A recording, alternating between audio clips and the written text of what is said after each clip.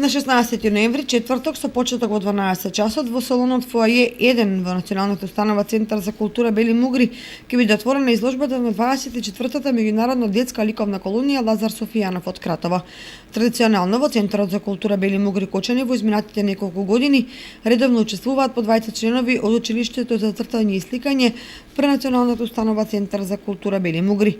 Инаку на оваа ликовна колонија учествуваат 28 млади уметници и 5 ментори од Македонија, и тоа од Прилеп, Кочани, Ново село Струмица, Пробиштип, Кратово и Куманово, како и гости од соседна Бугарија од главниот град Софија. Учесниците заедно со своите ментори работат на теми од староградска архитектура на Кратово, кулите, мостовите и останатите градби, карактеристични за овој град. Од Кочани учествуваа Марија Гушкова и Пандора Манева од Грдовци.